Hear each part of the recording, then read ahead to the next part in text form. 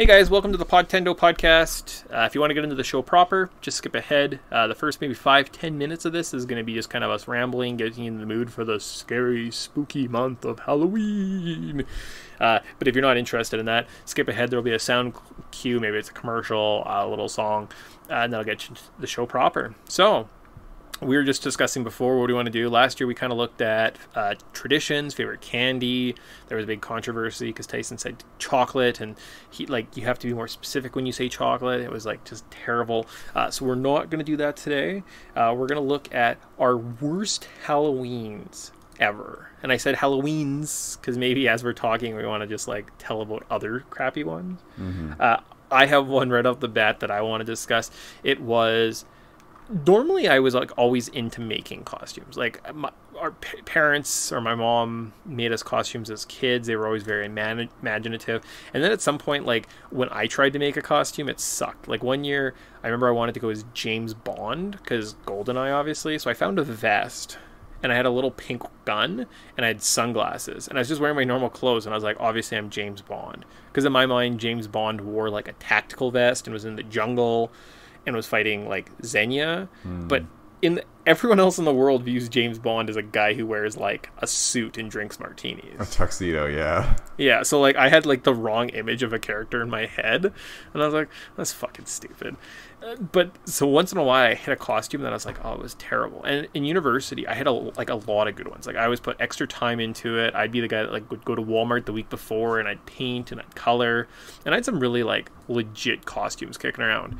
And then one year we went to a costume store and I found an original Batman costume. Remember when you and me and Grant lived together? Yep. And I was like, Mom, this is sweet. You got to get me this. And we put $120 down on a deposit. And that summer I had ran 7 miles every day, and I was very thin, very, very thin. So now take away 2 months of drinking 3 times a week and eating wings all the time and sitting on my ass and not fucking doing anything because I'm not a fucking ditch digger anymore and not running all the time. So I gained some weight, so the costume did not look as flattering anymore, as well as a latex suit doesn't have any pockets in it. So to compensate, I was like, I won't wear pants under my costume, so my legs look somewhat thin.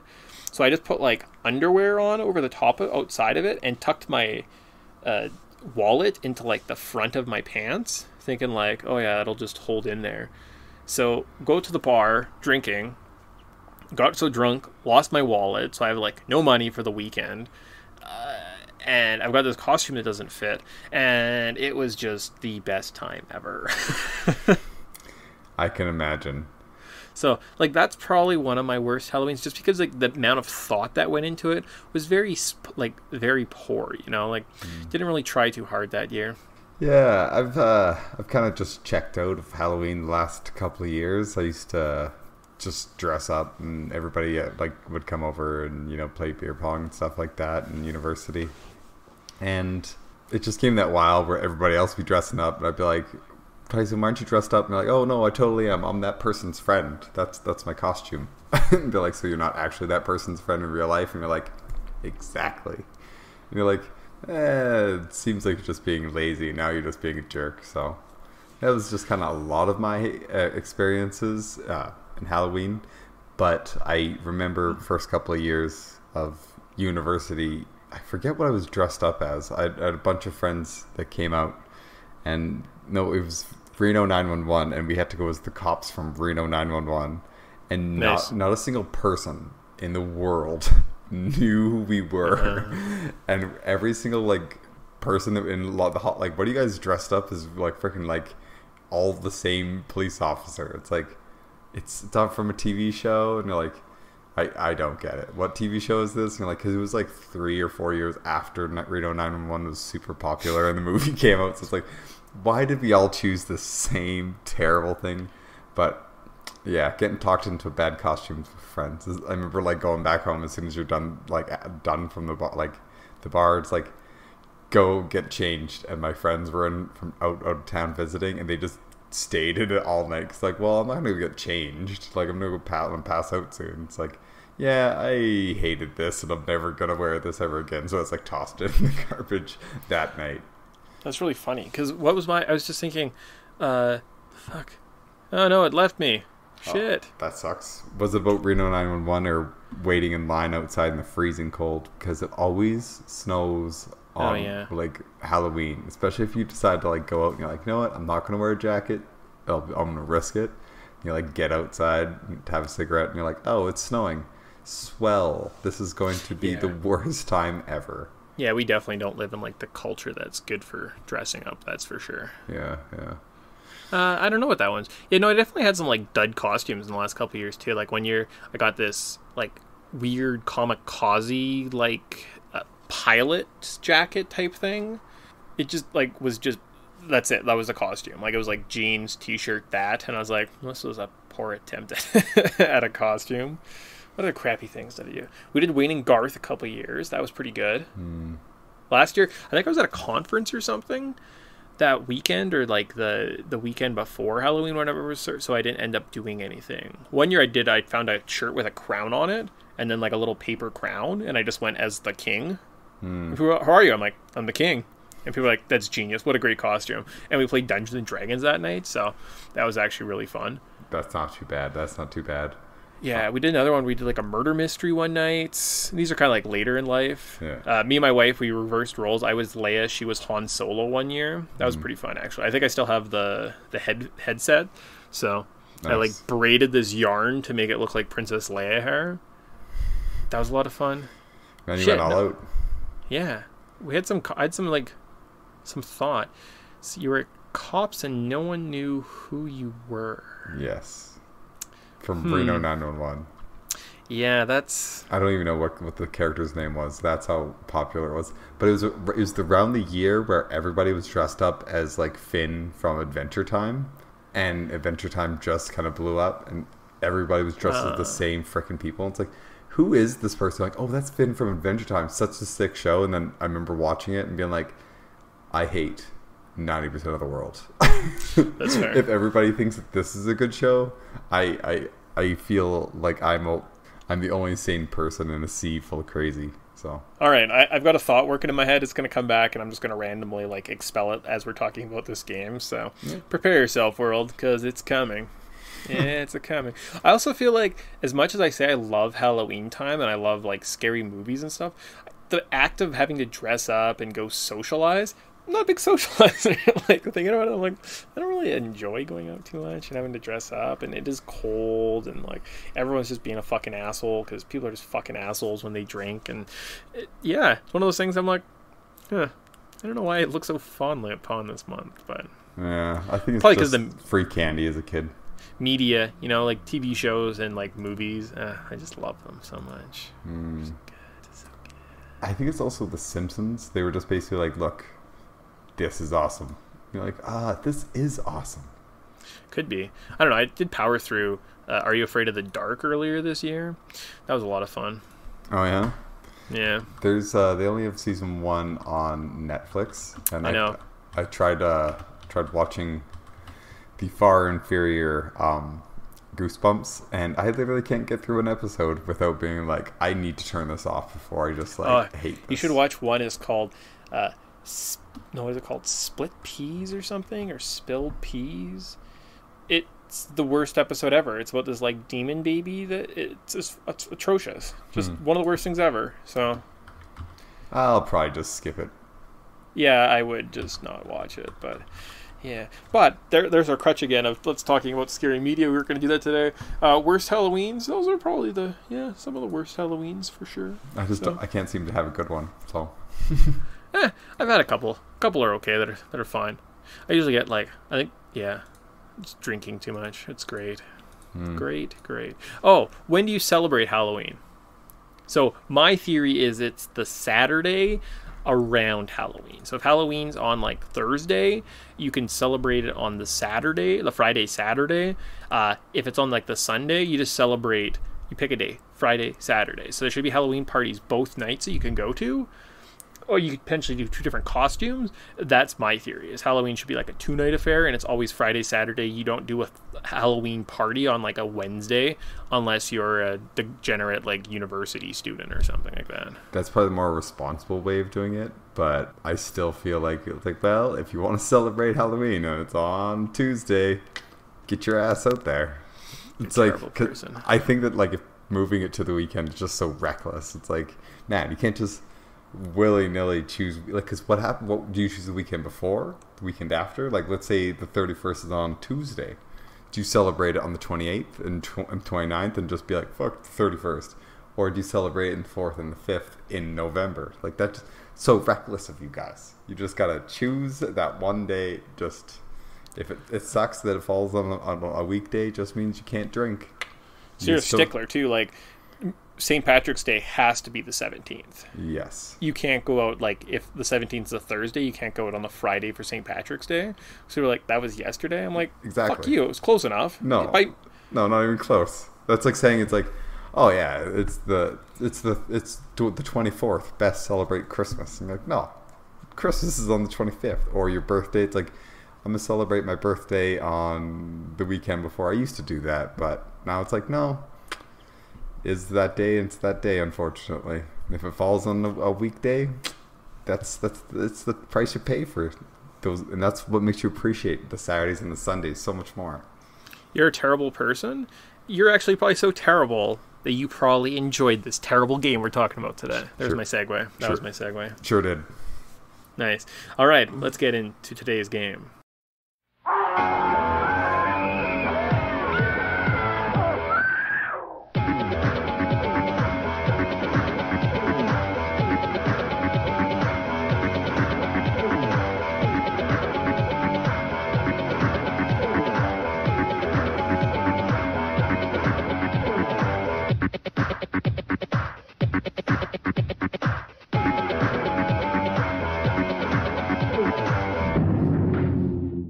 Welcome to the Podtendo podcast, where we analyze, reminisce, and replay the glory of old Nintendo games. We can be contacted on Twitter at Podtendo Podcast, email us at podtendo@gmail.com, or check us out on Facebook at facebook.com/Podtendo. I am your co-host, Rubik's Cube Master Mick, and I will be joined every episode by my co-host, Chancellor Tyson. How's that for my count? That's not bad. Yeah. Not too bad. I was like, I kind of just started randomly doing it, and it just kind of like spun into nothing. I don't know. Sometimes just, once you start, you can't stop.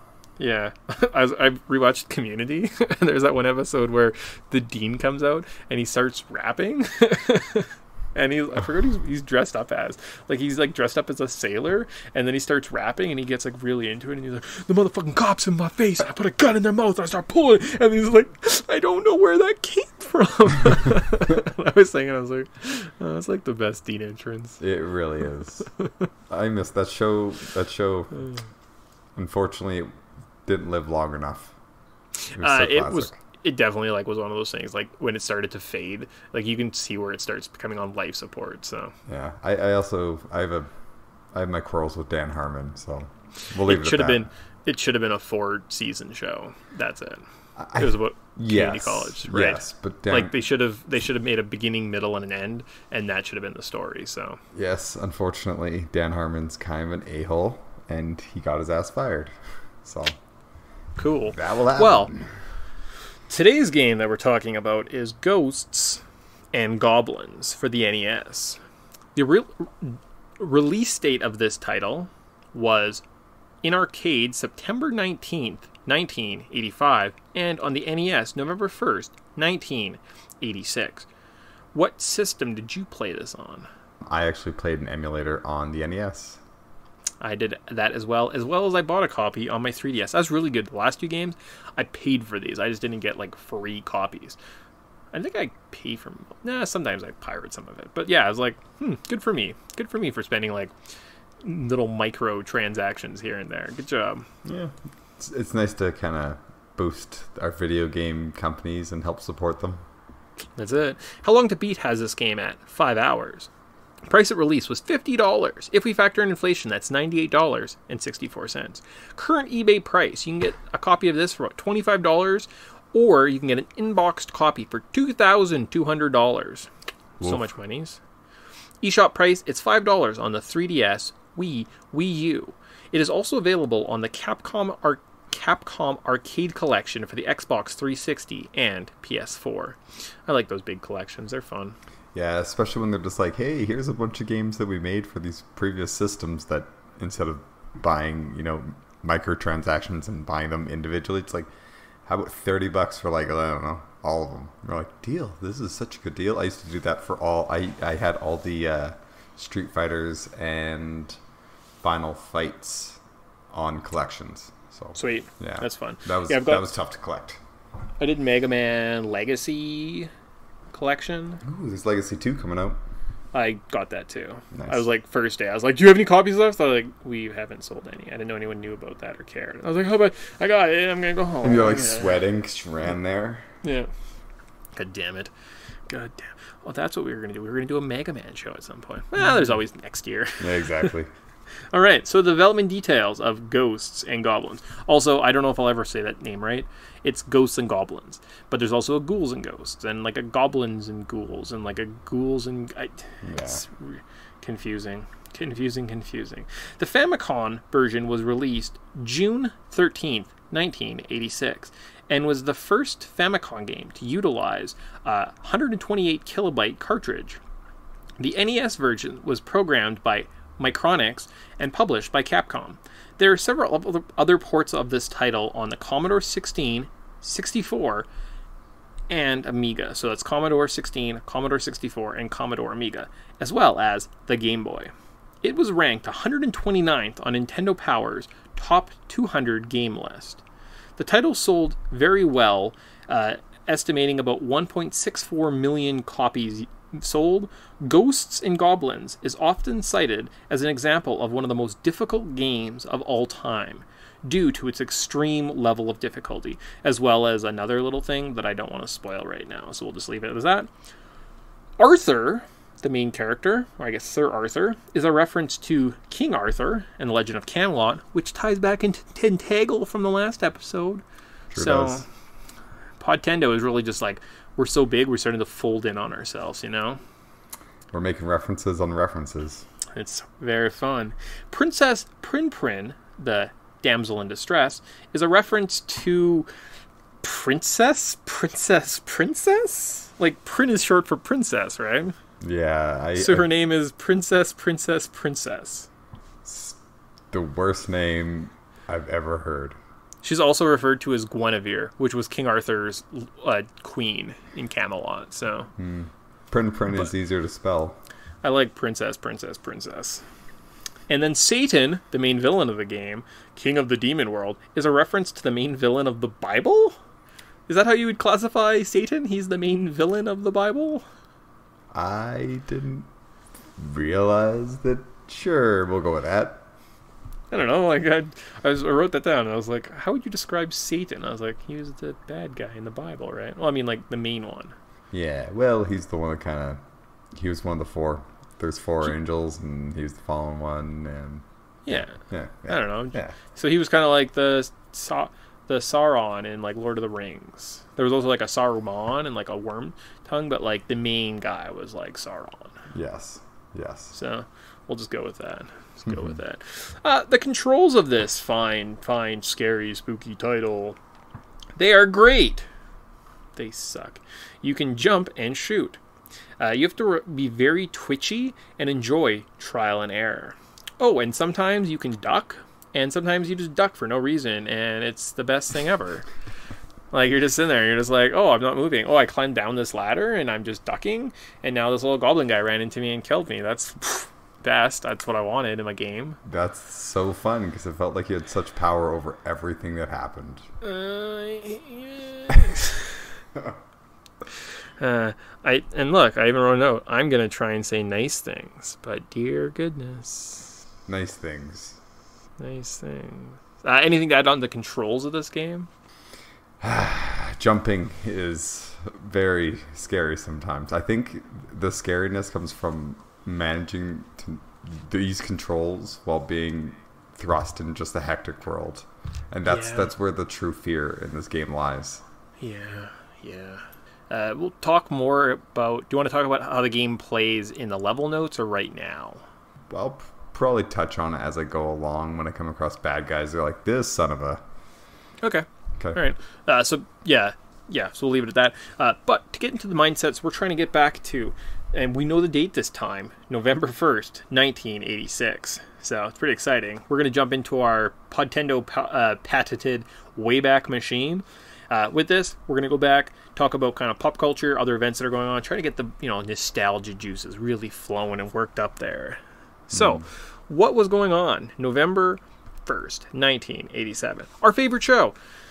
The Simpsons was years away, just years away. So I found 2 examples, and I'm going to tell Tyson about them, and he's going to decide which of these shows would be his favorite.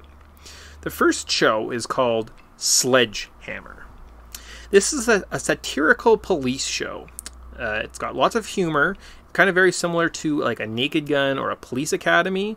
The reason the show stands out for me is because the detective Sledgehammer, that's his name, whose best friend in the world is his gun.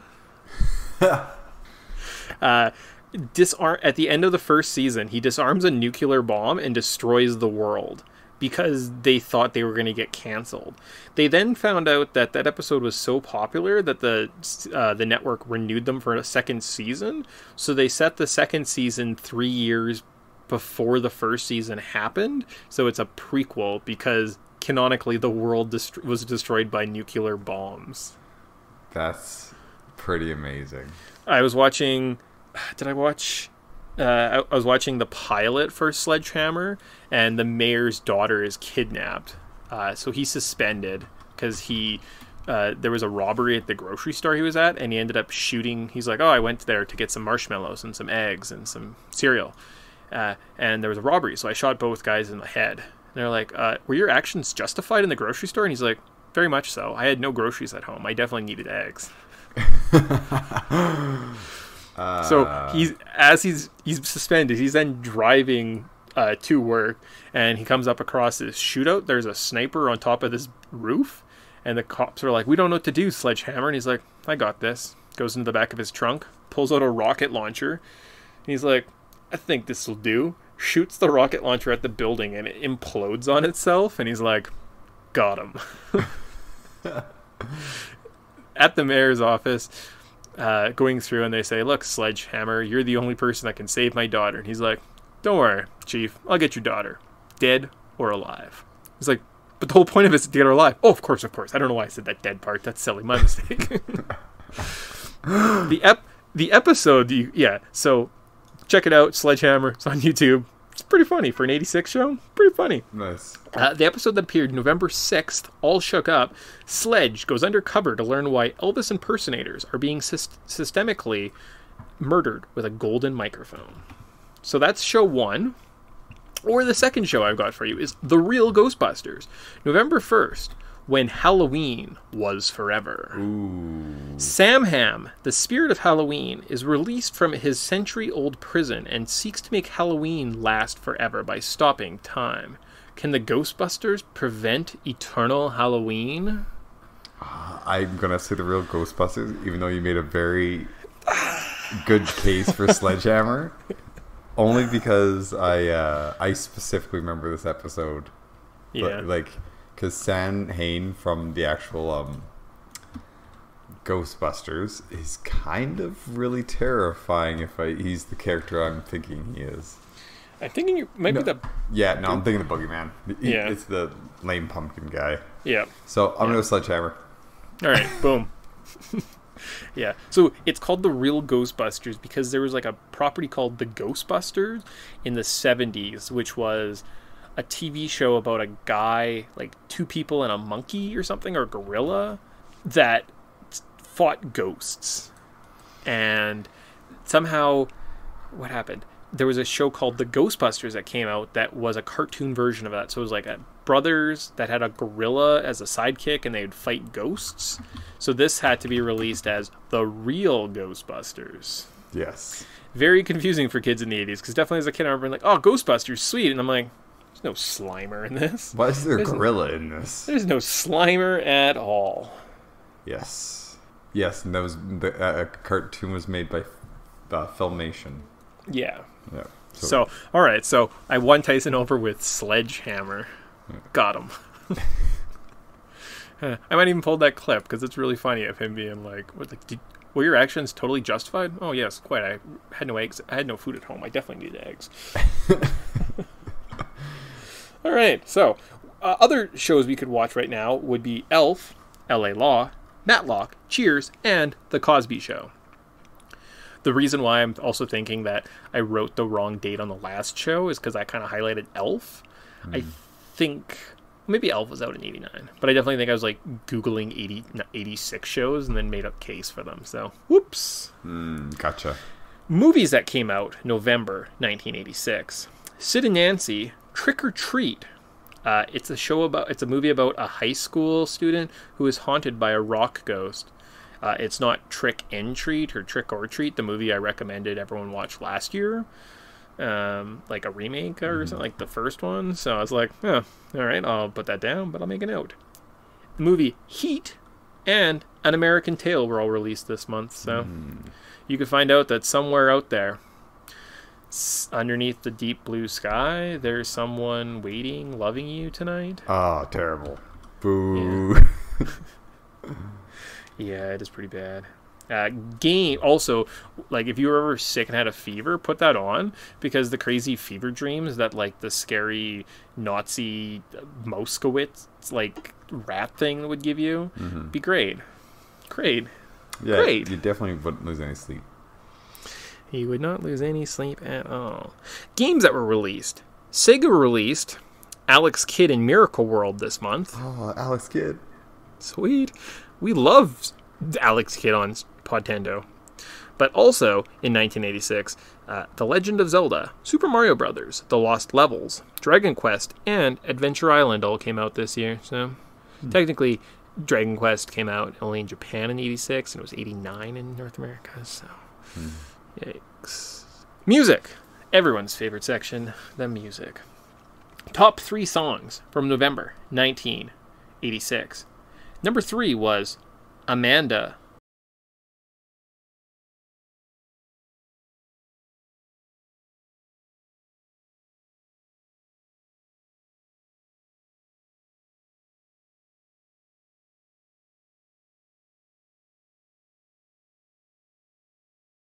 Great one. The second song was True Colors by Cyndi Lauper.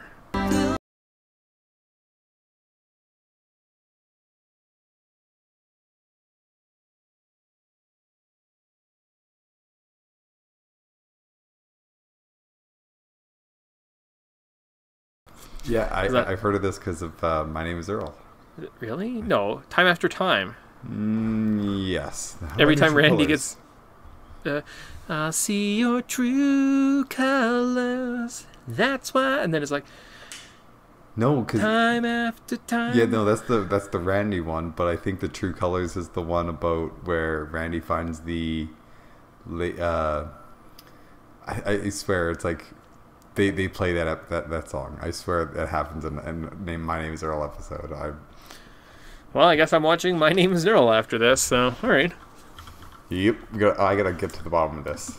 Alright, and the number 1 song, while Tyson's Googling, in November 1986 was You Give Love a Bad Name by motherfucking Bon Jovi.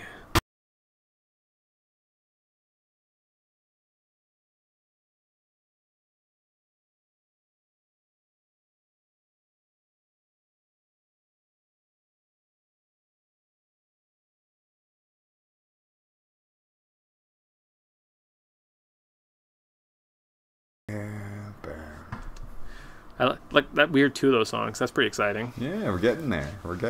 I'm surprised I don't know the Boston song, because I do know Boston. I was like, I knew Boston. I was like, Amanda. I was like, maybe I've heard of it, but it'll be one of those things. I'm like, oh, okay. And what were the search results? Nothing yet. I'm seeing the Time After Time pop up, but I swear. No, it is there. It does play True Colors, Chug-a-Lug, Stray Cat Strut, and Time After Time. And My Name is Earl, Lawrence of a Kitty Cat. Interesting. Runcie of a Kitty Cat, maybe? Oh, when he falls in love with the kitty cat lady, but he's also deathly allergic to cats. Yes. We should start a My Name is Earl podcast. Yeah, and we should figure out who is Earl Jr.'s actual father. We should. Right. I think we could just like pick it up with characters, like the existing characters, because no one really owns it, and just like film the next, like the 5th season. Yeah, I think that we could probably get away with it. Like, I could gain like 50 pounds and you could grow a mustache. Yeah, definitely. Huh, alright. Alright, well, I know what we're doing after this. We're rebooting it. First memories. Now that my brain is going and I'm like back, like definitely thinking about 1986 and not My Name is Earl remake that I'm going to be making, and I'm actually just going to call it my broker and see if I can't get some funding for them camera rentals for no obvious reason. First memories that I have of this game. I have no real first memories of this game, but one of my very first Super Nintendo games I ever played was Super Ghosts and Goblins. I recall it being extremely challenging. We made it through the very first graveyard area onto the wrecked ship. And I remember playing this with Mum, and I remember us laughing because after you get hit once, your armor comes off, and you're in your like red heart boxers that every person in Hollywood like ever wears. Mm-hmm. So I remember that. So I was like, that was like my pretty much only experience ever with this title. So. Yeah, I feel like maybe first experience was by watching Angry Video Game Nerd, and then getting a little bit of exposure through Maximo. Oh, Maximo. Fuck yeah. Yeah, that's a good game. Yeah, I kind of wanted to just like talk about this game so then we can just like talk Maximo. It's all a ploy. All right, so without further ado, do you have any other memories and things you want to talk about? No, I like, this is the first time I've actually played it all the way through. I've picked it up a couple times, but this game is ridiculous. So as out of my sanity, I've put it down many, many times. All right, so without further ado, let's get into the story. The princess of a certain peaceful country is abducted by a messenger from Hades, and the knight who loves this princess leaves for Hades to rescue her. However, to rescue the princess, the knight must pass through 6 gates guarded by Satan's generals to reach Hades. Of course, there are demons that attack the knight between the 6 gates. The knight has 5 kinds of weapons, which he uses his skill to destroy the demons and advance into Hades. The knight needs your help to rescue the princess and escape from Hades to test your skills. Wow, what a great story. What a great story. I had contemplated per episode doing like a little like fan something. So like doing some like keywords, or like if you tweet us like the keywords that we say in the podcast like between certain dates, you could like win a $5 card for like an eShop and buy a copy of this yourself. I don't want to do this to anyone, to make anyone else play this game. The experience I had was phenomenal, and I don't want to make anyone else do that, so you're welcome.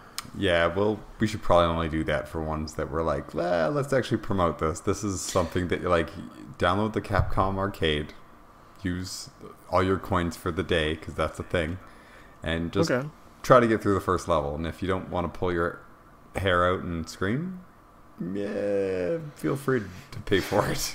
Yeah. So starting off in the level notes section, we'll look at the weapons. You start off with your lance.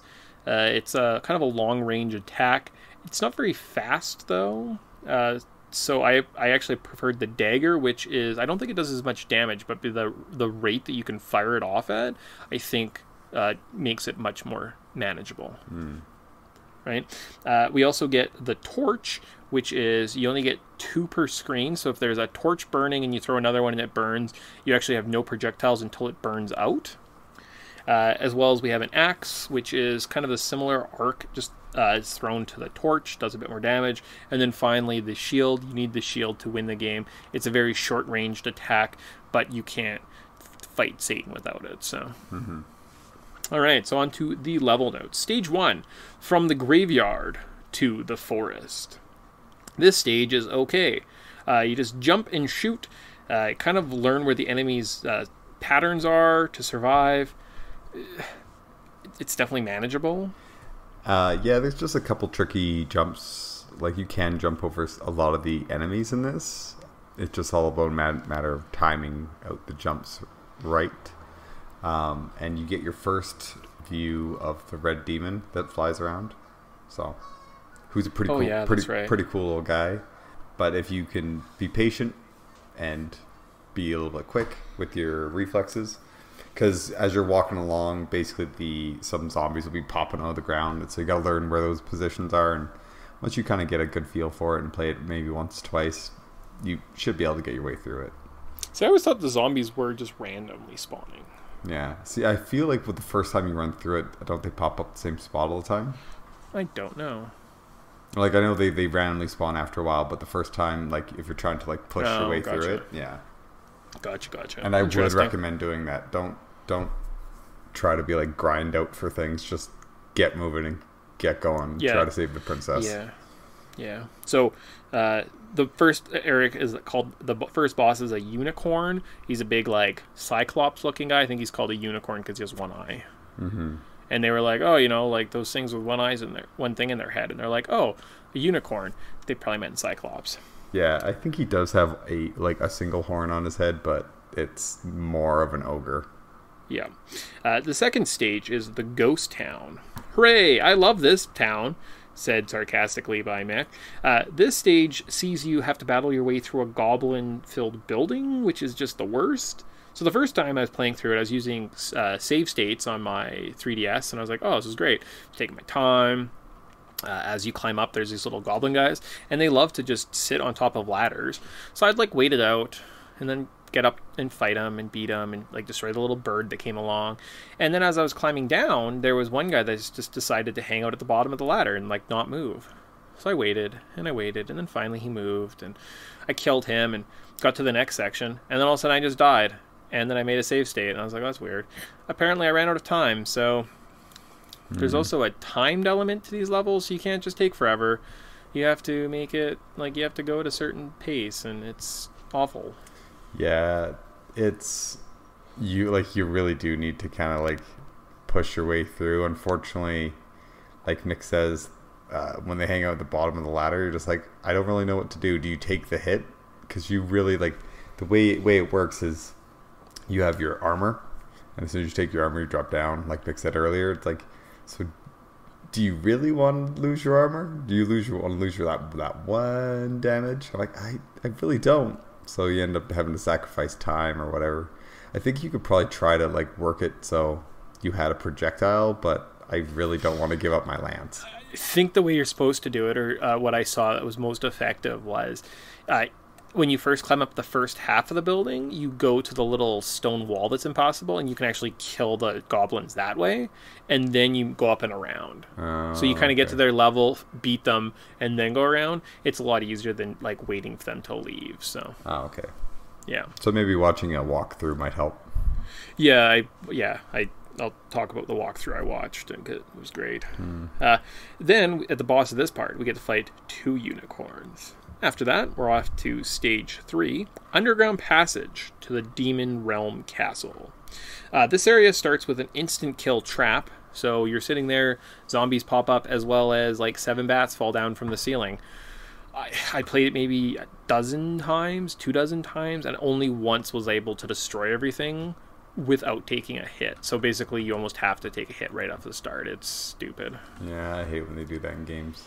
Yeah, and I mean, like, you only get 2 lives to play the whole game, like, to get through the whole game, but you can use a continue, and a continue starts you at the beginning of the stage, so you basically get 2 lives to get all the way through. Sometimes there are, like, checkpoints you might hit, but even then, like, it's, even with save states, like, I'm like, oh my goodness, like, it's just, great. So good. Yeah, then you get to go into kind of a darker part of the cave where there's a bunch of little stairs that you get to climb up that have red demons in them constantly. So you better master, like, this, like, backward jump and shoot to take care of all of them, because just the best ever. You know? And they have a ton of health. Oh, like just so terrible. So then you kind of climb up to the top of the stairs, and it's a pretty steep drop down. My recommendation is if somehow you manage to get to the top of the stairs, just jump and run. Like, don't fight the red demons, just run. And hopefully once you spawn the boss, the red demons will leave you alone. The big boss is a big blue floating kind of like cloud dragon guy. He's somewhat challenging. I mean, he's got a pretty good pattern, and he also breathes fire, so I mean, that's great. I think he's easier than dealing with the red demon sometimes. Yeah, especially after like fighting through that. This is kind of close to the part where my patience for this game was pretty much done. I'm over this. Stage 4 is the entrance to the demon realm. There are some floating platforms and a bridge you need to cross, way easier than stage 3. And then you get to fight another dragon. Now we're only like down to 2 more levels, and I was like, easy. It's 2/3 of the game. I'll definitely not rage quit and just like watch a walkthrough instead of playing the rest of this game. So level 5, charge to the demon realm castle. You have to climb up a tower, so there's more ladders waiting while having goblins and red demons attack you. Fuck this. That's where I officially gave up. I was like, no, I'm just gonna watch YouTube. This game's kind of unforgiving as hell. I had cheats on, so I survived, but my emulator doesn't load the cheats for this game. I know, I was like, I wish I had infinite life or like health or something. Invincibility. I was like, it's just great. So good. It's pretty tough. At the top of this, if somehow you do manage to climb up this tower and like you battle through it, you get to fight the boss, the flying devil guy who kidnaps Princess Prin at the beginning. And I was like, oh, this is like the end guy, cool. And then I was like, oh yeah, there's a 6th part. So the 6th stage is the to the demon realm castle top. Now that you basically do a mini boss rush while climbing the tower. You also have to make sure you collect the shield or cross to have the ability to win the game. You click it right at the beginning, and then there's probably like 17 randomly spawned items in front of this one. So they're trying to like goad you into taking anything else. So again, beginner traps, because that's cool. The boss of this was 2 flying devil guys. So I mean, if you were man enough to get up the tower, obviously you could take 2 of them out, right? Yeah, and I mean, they were so easy the first time, you might as well be able to deal with 2 of them. So the final stage, the Demon Lord Asragoth's room, you have to fight him with the shield to defeat him. Then, if you are able to get through this, you learn that all this was an illusion. If you want to win the game, you have to beat it again. So one of the reasons why people cite this as one of the most difficult games ever is the war of attrition that we just bitched about. Tyson's using cheats, I'm using save states. These things didn't exist in 1986. Then you have to, I mean, you get the unlimited continues, so I guess that's a perk. But for the most part, you're battling through all of this only to learn that you have to do it all over again. So joyous. Yeah.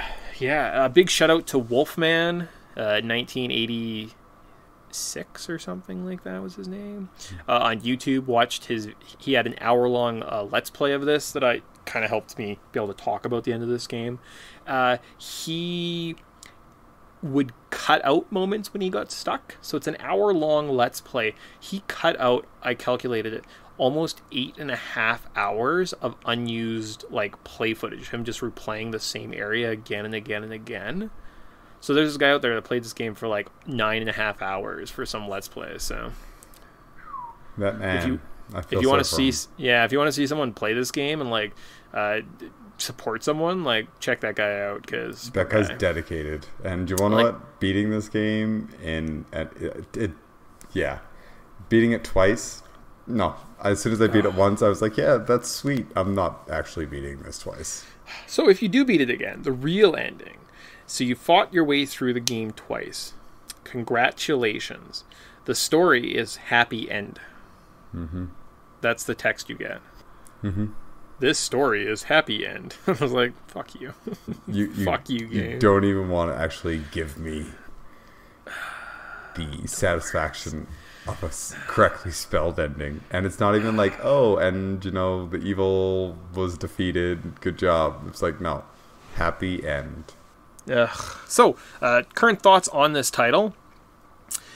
This game literally is one of the most difficult games I've ever played. I mean, I might keep chipping away at it. I don't know. I've got some other fun games kind of on the go for the next couple months, so I'm probably going to play that. But I've got it. Got a copy. Might chip away at it. Like, I'd be surprised how, like, this one compares to, like, Ninja Gaiden or something, you know? Yeah, I think they're probably in the same boat of difficulty. It's just like unless you completely remember everything, you're gonna struggle. So, yeah. So I mean, the fact you can continue definitely makes it more manageable.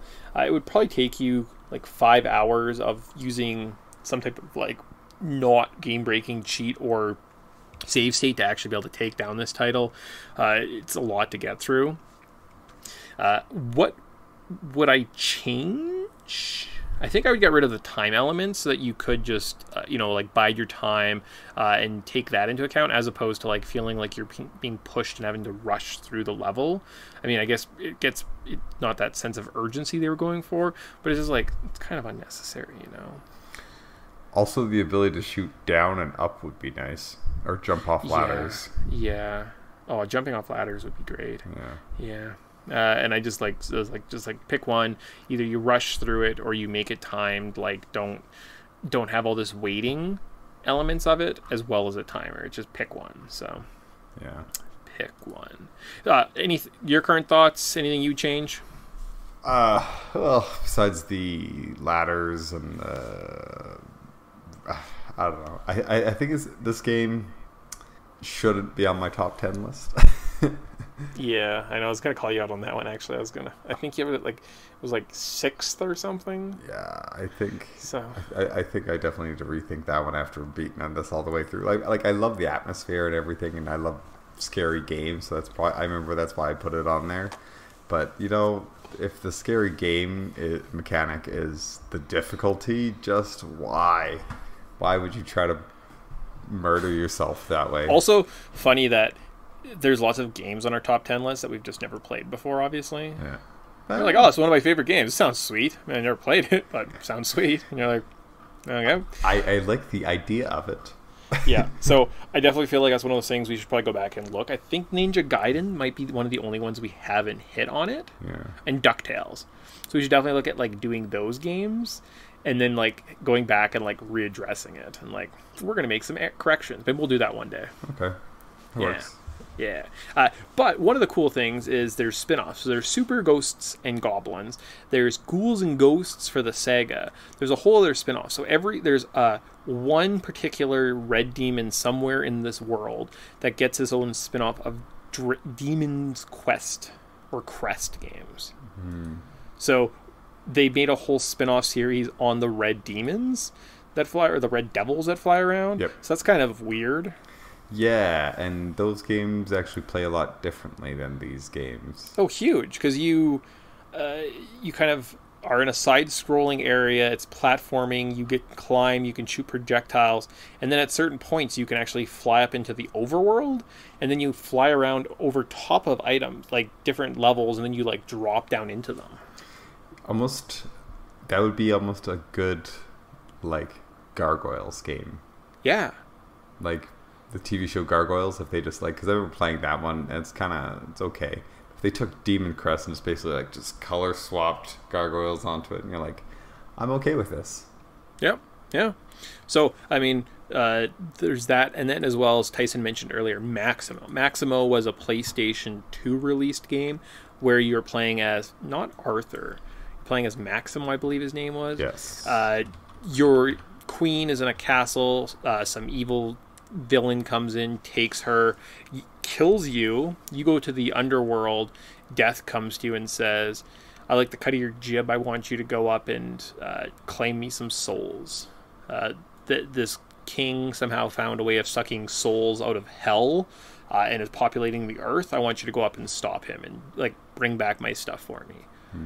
But like it costs you a price. So as you play around, you collect coins and use the coins when you see death again to like pay him to send you back. It's a great little title. I'll have to check it out. You never played Maximo? Well, I've never beat it. Oh, I never beat it either. I got to the 3rd or 4th level's final boss, and it was like the most ridiculous thing ever. Like you're climbing down in an elevator, and there's just this giant dragon shooting at you, and I like had to use all my death coins. I think I went through it twice, and then I was just like, it'll come back to you. Like maybe I fucked something up somewhere, and I've never got past, so I never beat it, I suppose. But I got a good chunk of it, and it's definitely like a fun early PS2 kind of platformer, kind of like a Sly Cooper feel to it almost, or like a Jack and Daxter. So yeah, I remember it being extremely hard. Yeah. Now, was there a Maximo 2? Yes, there was. Really? Yes. What's Maximo 2 on? PS2. Maximo versus the Army of Zin. Cool. Yeah. Falls into that whole around the area of Mark Cree games. So. Oh, interesting. The Market Cree was a good game too. Also, one of those weird games where I played it through, got to the end bad guy, couldn't beat it. It was too tough, and then it was like 5 months later I picked it up and beat the end bad guy no problem. And I was like, oh, well, I should play this game in like fully so I understand the title. Weird. Yeah, that was my my experience with Metal Gear Solid Snake Eater when you're against the sniper old guy. The end. Yeah, I died a bunch, and then I just like came back years later. It's like, oh, he died of a heart attack. You took too long. You're like, yep. Oh, okay. Dies of old age. Yeah. It's great. Or you can just set your clock ahead too, Right. in your like to say, oh, it's a week later, and then like turn it back on and keep playing. It's funny. Nice. All right. So an Are You Buying It? I don't really have much for Are You Buying It? All of Capcom's games exist on the same timeline. I wrote down this giant, huge fan theory that you can find on Reddit, but it was kind of lame. Like there's this game called Athmitha or something I'd never even heard of. And apparently there's some DLC where like Street Fighter exists in the same world. And the idea is in the Capcom world, there's a Demon King and he comes and he like changes magic in the world. And so that's how it makes Resident Evil in the same world as Ghosts and Goblins. Yeah. I feel like this guy's cracked out. You know what though? Like later Resident Evil, where there's like the Los Plagas, could kind of make sense that maybe those things exist in Ghosts and Goblin world.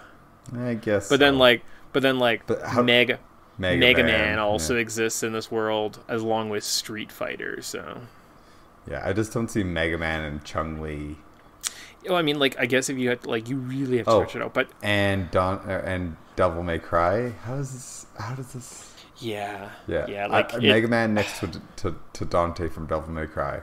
Well, they kept pushing this one, like whatever they think the first title is in the series, and I'm like, I've never heard of this, and I never looked it up. It was like Athmitha. Anyways, it was kind of dumb and silly, and some of these games fan theories are really lame. The last two I've had, I'm like, I got nothing.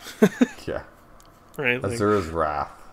Azura's Wrath, that's it, Azura. I was like, I don't know what the fuck Azura's Wrath is. It's dumb. Oh, that's that. Oh, that's so stupid. Yeah. Well, that's not buying it at all. Yeah, Halloween. Do you have any October goals for this year? So, like, is there like a movie series or a bunch of like TV shows you want to like take down or anything like that? To be honest, not overly. I might rally the same usual like Simpsons and stuff, but I might take a break from it this year and try to figure out what else I can really get my hands on in regards to Halloween episodes or Halloween specials. Maybe I might go through all the Friday the 13th or all the Nightmare on Elm Street or all the Halloweens. That's fine. I just don't want to get to like halfway through it and be like, I've bit off way more than I can chew. Yeah, that's fair. Yeah, I feel like that's one of those. I'm just gonna wait for something like a sale to come on PlayStation Network and kind of like go based on that rather than. like go out of my way and actively search something. So That's probably not a bad idea. yeah, nice, Cool. nice. I might even tie this into like summer blockbusters and do like scary underwater monster month or something, and do like Jaws and like piranhas or something. Ooh, you ever watch The Abyss? I've not seen The Abyss, so It's a James Cameron. yeah, I'm thinking. So we were in Vancouver a couple months ago, and we went to the aquarium, and they have a 4D show, so it's 3D.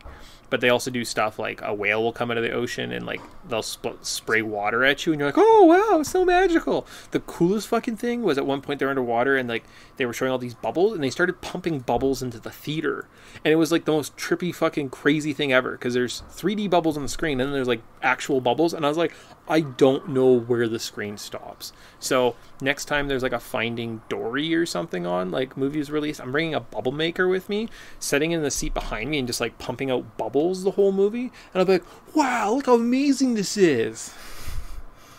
I'm also probably gonna like get like the police to come investigate me for drug use. So. Well, either that or your in-laws will try to enroll you in some sort of psychiatric help. Yeah, it's good. Very good. Cool. All right, well, that was that fun game. Dear goodness. Anyways, if we got nothing else, did we miss anything? I think we're good. Awesome. Well, thanks for listening. And you can contact Podtendo on Twitter at Podtendo Podcast. Email us at podtendo@gmail.com, or check us out on Facebook, facebook.com/Podtendo. The music of Podtendo was used without permission and is property of Nintendo. Bye. Bye.